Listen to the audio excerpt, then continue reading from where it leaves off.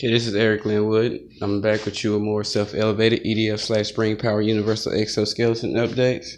And I'm sorry it's taking so long. Seeing that I'm wiring the suit and I'm running the wires in the actual suit, as you can tell, I'm literally having to let me put a bolt right here. But I'm literally having to take the whole thing apart and run the wires through it and put it back together as I wire it. I mean, I had the whole thing apart together, and I got a picture that I'm gonna post to show you what I mean and show you what I'm talking about for is what I'm having to do. And basically, like I said, I had to basically, you see me putting a bolt on right now. I had to basically take all this apart to run the wires through there and to get it going like I needed it. That's why it's taking so long.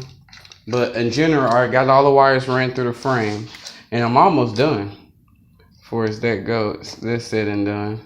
Only thing I have to do now is these batteries, these plugs just plug up into the chest piece.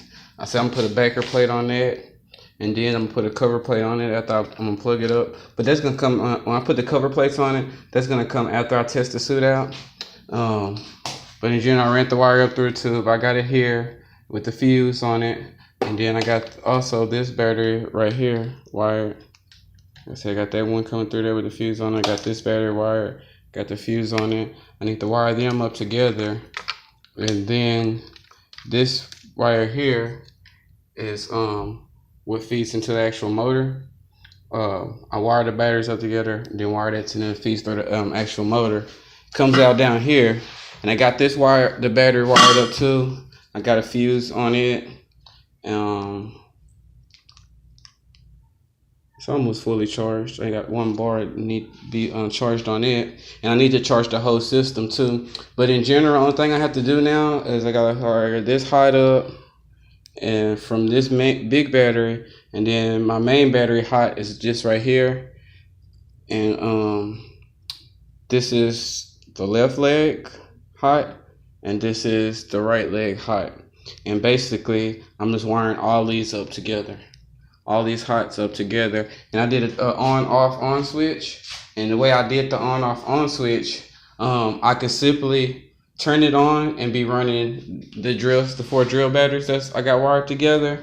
And then if I run them down, I can just hit the switch off and then go back to the forward on position, and it'll literally switch batteries. And just by the flick of a switch, I'll be able to flick the switch, turn it on, and be running off of these 4 batteries. And like I said, when they that's for both legs. And then once they run down those batteries, I'll be able to flick both switches, one on each leg, to the other on position. And what that'll do is switch batteries. Instead of it switching another motor, I literally made it to switch batteries. And then it'll switch batteries, and then it'll run off of this battery. So basically, that's how I got twice the battery power. And those 4 batteries will run the suit alone, and that one battery will run the suit alone. That's 14 amp an hour. Like I said, the only thing I had to do is hook the hots up. And then once I finish hooking the hots up, I'm gonna move the switch back, and I'm gonna wire the switches in. But that's pretty much it. Once I wire the switches in and hook the hot up, I'm just tired of just finished getting all that. I mean, I took all this apart, all that apart, all this apart, I took the legs apart because I had to drill a hole in there, run the wire for the EDF on the calf muscle, run it up through the tube, run it through the spring. I had to take the whole spring out, unbolt that bolt, run the wire out of there, run it through the spring, put the bolt back in it, then run it up in that tube, and then run the spring back in there, put the bolt back in it, drill a hole, bring the wire back out, and then they're wired up. Do the same thing here to run the other wire from these motors up through the spring. All this had to come off. All that came off. I had to drill holes in there to run the wires out of it, the whole 9. But take in mind, the battery is just temporary. I'm trying to, the batteries, all these batteries came with the motors I've been using and stuff. Since I am doing a prototype, I don't want to go get the most expensive motor, most expensive battery, because you're testing different things. You're trying to run it at max, you burn up stuff, things of that nature. And I don't want to burn up nothing very expensive. And what I would have paid just for a battery alone, let me set this back up for you. And what I would have paid for a battery alone, would have been more than what I paid for that blower with that motor in there and with that battery. Every time I bought a blower, I got the motor I needed, and then it came with a battery. I was just really looking for motor, but I did it like that because the plus with the lithium battery come with it, and I could use it for testing. But like I said, once I get it functioning and moving around, that battery chest piece, that battery gonna come out that chest piece, and I'm gonna do it that for its like electronic upgrades for its I mean, on what you want to put on our GPS, you want to put a little sound system in the chest piece with some speakers, MP3 compatible, things of that nature. You can even in the chest piece, once I do that, take those batteries out and put like a Go Cam or something in the chest piece. And then the back, and then all the batteries itself, once I get the batteries I need, because once I go get like LiPo batteries, I can make basically a big block, stack them all together to fit in that area, and just have one big battery that's gonna take the place of those batteries.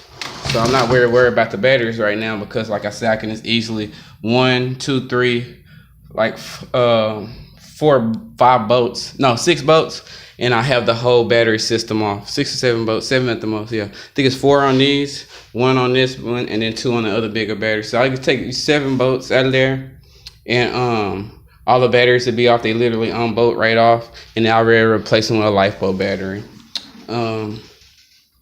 Other than that, everything's working out fine. I just taking me a breather right now, but when I get back with you, I'll be to have it wired up, the switches, and I can actually crank it. I'm finna put it on charge too, also, because I gotta charge it up. But other than that, everything's working out pretty great, and it's I'm liking it.